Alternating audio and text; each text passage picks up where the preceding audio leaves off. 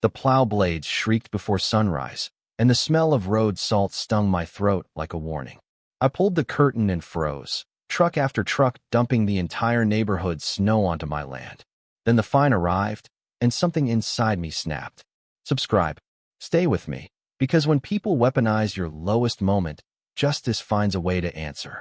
The first morning it happened, the clock read 6:47 a.m., and my body reacted before my mind caught up. That metallic scrape of blades against asphalt sliced through sleep like a siren. I rose with the slow caution of someone living on a thin wire, moving quietly so I wouldn't wake my wife. She had been fighting her way back from treatment, and peace in our home felt fragile, like glass on a cold windowsill. When I pulled the curtain, I expected routine snow removal. What I saw instead looked deliberate. Multiple trucks moved in a line, idling with heavy diesel grumbles, then lifting their loads to dump everything onto my corner of land. The piles weren't clean snow. They were gray, gritty, packed with sand and salt, and streaked with whatever the blades had scraped from every driveway and curb. The air burned my nostrils, and ice chunks landed like stones. Our house had been a lifeline. We had moved here for one reason: to breathe. Medical costs had flattened our savings, and our teenage daughters had carried a weight no kids should carry. The property had come to us through family, a last gift at the right time. It wasn't a mansion. It wasn't a statement. It was shelter and stability, a place where the world didn't have to feel like it was always collapsing. I knew what pressure did to people. My job had taught me that. Decades around heavy equipment had trained me to read force, friction, leverage, and consequences. Machines responded to physics, not ego. If you pushed in the wrong place, something snapped. If you planned correctly, you could move a mountain one bucket at a time. That morning, watching those trucks unload onto my land, I felt the same cold clarity I felt on job sites when someone ignored the limits.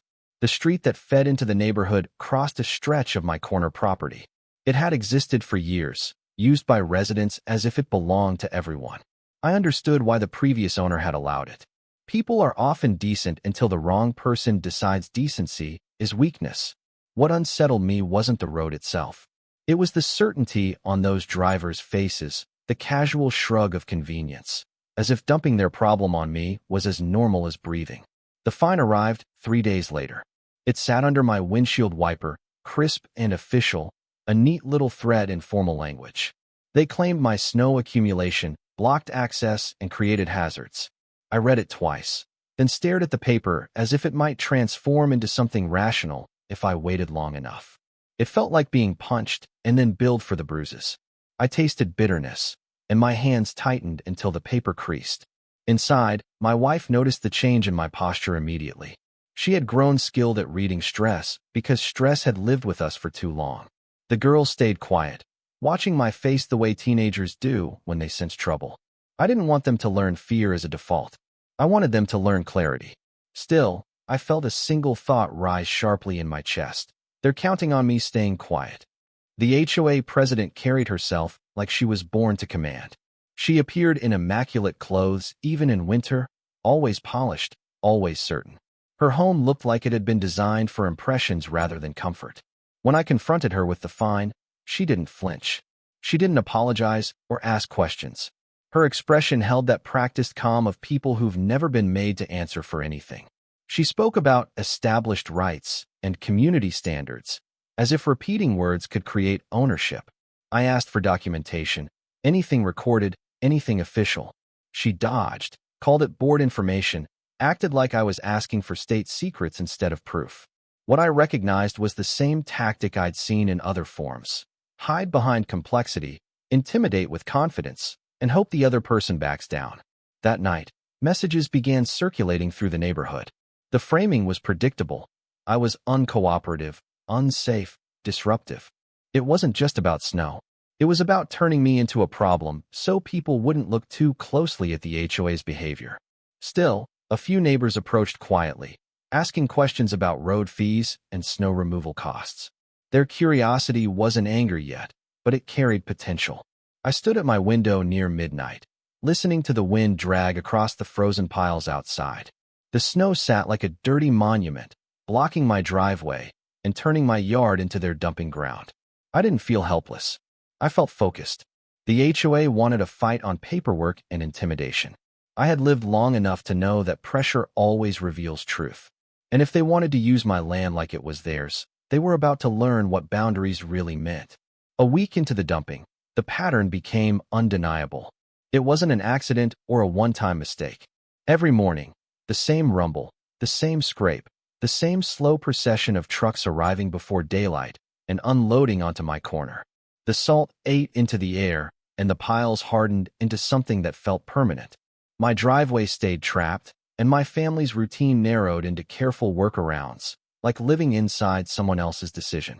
I didn't respond with noise at first. I responded with records. I photographed each dump, logged dates, times, and license markings, and captured the piles from multiple angles. I measured how far the snow spread beyond the roadway and into my yard. I documented how it affected access and property damage. I had learned long ago that outrage disappears in meetings, but documentation survives. The thought that kept repeating in my mind was simple. If they claim I created this hazard, I'll show exactly who created it. The HOA escalated the fines. The numbers grew faster than the snow. One notice became two, then a final warning that carried the language of punishment. They demanded removal deadlines while continuing to dump more on top. The irony was sharp and cruel. They were manufacturing a problem and then charging me to solve it. My wife tried to stay calm, but I saw the toll stress took on her recovery. Our daughters watched and learned, absorbing lessons about power that I never wanted them to need. I asked again for proof of any legal right to use that strip of land. The answers stayed vague, wrapped in terms meant to sound official. That was the moment I understood something important. They were leaning on assumption. They had operated on a handshake-era convenience and turned it into entitlement. They were relying on the idea that no one would challenge them, because challenging them meant effort, research, and confrontation, things most exhausted families can't afford. I hired a surveyor with a reputation for accuracy and backbone. When his crew arrived, their equipment looked clinical, precise, indifferent to HOA drama. They worked quietly, marking points, verifying boundaries, and pulling truth out of the earth the way miners pull ore. The results confirmed what my instincts had already suspected. The roadway crossed onto my property. Not by inches, by enough that it mattered. Enough that everyday use had been an unchallenged trespass. I didn't hand the survey out to embarrass anyone. I shared it because the neighbors deserved to know what they were paying for. People had been charged maintenance fees for years. They believed that money protected their roads, their access, their safety. But now the question surfaced. Why were they paying for maintenance on land the HOA didn't legally control? That question spread quickly because it hit the one place HOA leadership couldn't easily dismiss: people's wallets. The next meeting was packed. The community room smelled like burnt coffee and nervous frustration, and the air buzzed with quiet anger. The HOA president opened with a speech about stability and bad actors, framing herself as the protector of a peaceful neighborhood. The moment residents started asking about documentation, her tone shifted. She used the language of proprietary board information, as if records that determine property rights could be hidden behind a committee. Then she made her mistake. She spoke as if justification wasn't required. She didn't provide proof. She didn't promise transparency. She implied that residents should simply accept established use as authority. That moment cracked something in the room. People may tolerate small unfairness, but they don't tolerate being treated like they're too small to deserve answers. The silence that followed her refusal felt heavier than the snow outside. After that meeting, letters began arriving with fancier letterheads and sharper threats. They used intimidating legal phrases and hinted at criminal consequences for interference, trying to scare me into retreat. I read those pages slowly, not because I feared them, but because I listened for what was missing. What was missing was real proof. The language was expensive, but the foundation was thin. And thin foundations collapse when weight is applied. A neighbor brought me financial pages the next day, budget lines most residents never saw. Snow removal charges, road maintenance billing, management fees, tied to companies that felt uncomfortably connected.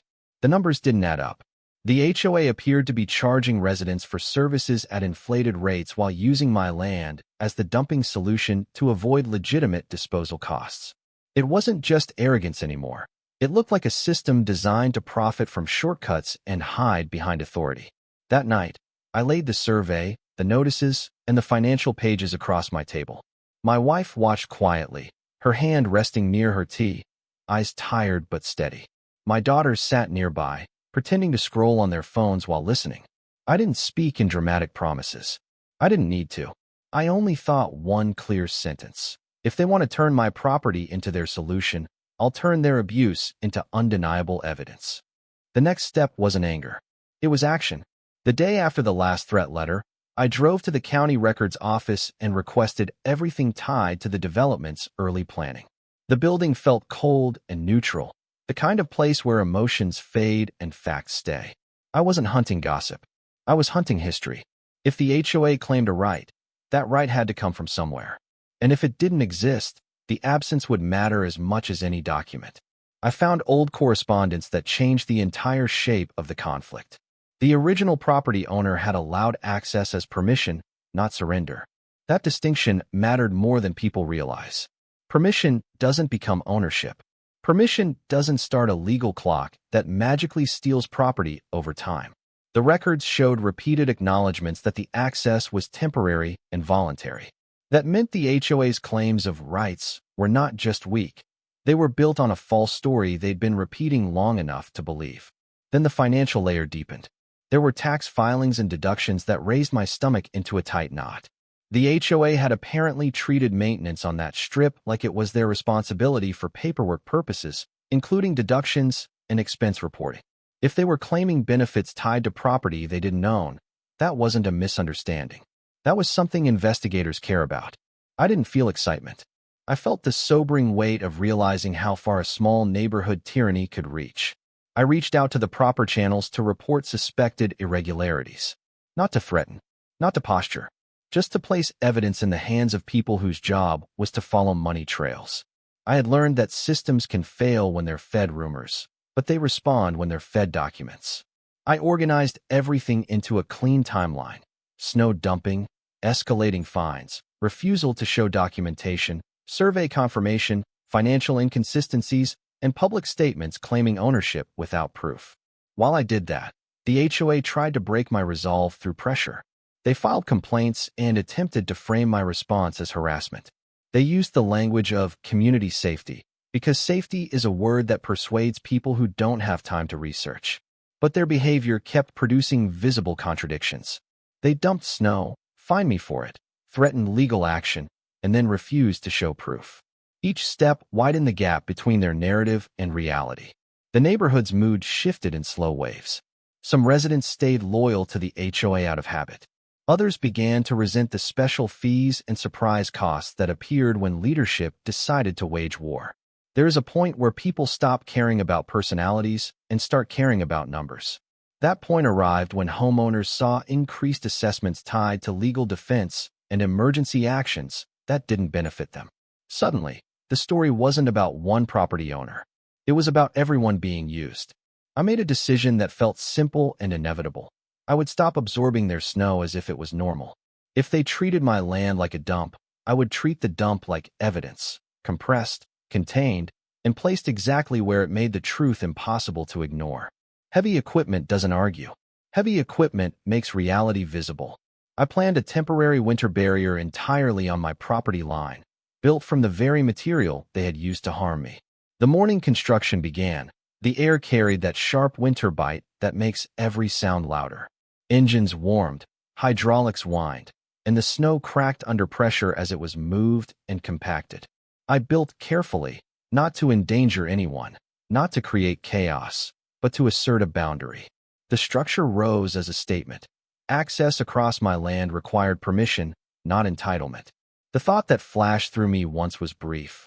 I'm not blocking a community, I'm blocking a lie. As the barrier grew, residents gathered at a distance, drawn by the spectacle and the tension. Some looked stunned, some looked angry, and some looked relieved, as if someone had finally forced the conflict into the open. The HOA president arrived with the same confidence she always carried, but it looked strained now, like confidence worn thin. She demanded immediate stoppage, speaking as if authority alone was proof. I didn't respond with insults. I responded with facts and boundaries. I made it clear the structure sat entirely on my land, and that the HOA had refused for weeks to show any lawful easement. She stepped closer, escalating physically, and in that moment she crossed from paper intimidation into real trespass. Cameras captured the shift, her hands on markers, her movement beyond the line, her refusal to back off. Her authority became visible as what it truly was, assumption with volume. By the time officials arrived, the scene had changed. It wasn't just my word against hers. It was documentation against theatrics. The trespass was clear, the destruction of markers was clear, and the absence of legal rights was clear. The neighborhood watched her lose control in real time, and that mattered more than any speech. She had spent weeks trying to make me look like the problem. Now her own behavior made her the evidence. And the most important part was still ahead. Once the system looked at the finances, the snow would be the smallest thing she'd have to answer for. 3 weeks later, the snow piles were no longer the center of the story. The investigation into finances and filings pulled attention towards something deeper than winter dumping. The neighborhood began to understand what I had learned in records rooms and late-night paperwork. Some HOA leaders don't chase control just to feel powerful. They chase control because control makes it easier to hide the flow of money. And once residents see money, they stop being passive. The HOA attempted to negotiate fast, not because they suddenly respected me, but because pressure had shifted. Access across my land wasn't guaranteed anymore, and the cost of building alternatives was real. Residents demanded transparency, and the board could no longer hide behind vague claims. Meetings turned from scripted lectures into sharp questions. People asked where fees went, why disposal costs were avoided, and why legal threats were funded by homeowner money. The air in the room changed from fearful to furious. My family felt the change too. My wife's shoulders loosened slightly as stress lifted, and the girls started walking through the house with less tension in their steps. They weren't naive. They knew conflict didn't vanish overnight. But they also saw something important. Boundaries matter. Evidence matters. Quiet persistence can outlast loud intimidation. It wasn't revenge that made me proud. It was the clarity of showing my daughters that fairness isn't a gift from powerful people. It's something you defend. When the formal findings began to surface, the HOA's leadership fractured. Members distanced themselves. Some claimed they hadn't known. Some blamed bad advice. But the paper trail didn't care about excuses. The pattern of inflated maintenance, questionable billing relationships, and improper claims became impossible to deny.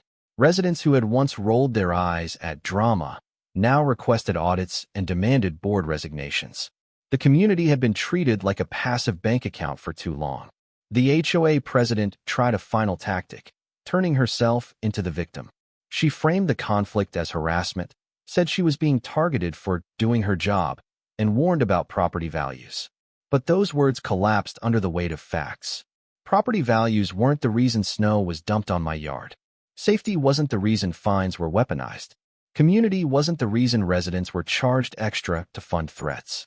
Her narrative relied on people staying tired and uncurious, and they weren't anymore.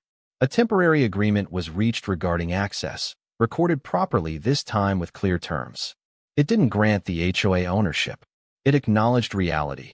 Crossing private land required consent and compensation.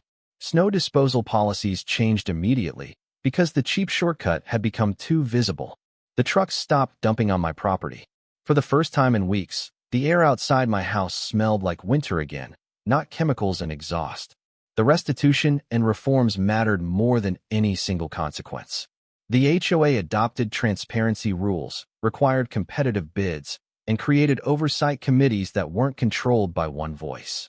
Residents learned to request records and read budgets, not because they suddenly loved bureaucracy, but because they understood how easy it is for bureaucracy to be used as a mask.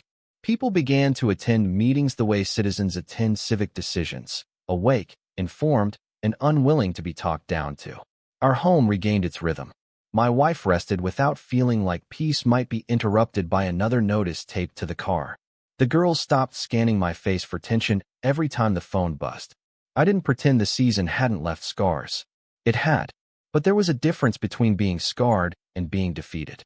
The neighborhood had tried to use my lowest moment as leverage, and instead, The conflict became the mirror that showed everyone what had been happening behind the scenes. The snow barrier melted in spring, slowly collapsing into harmless slush, leaving the ground beneath it intact. That felt symbolic in a way I didn't expect.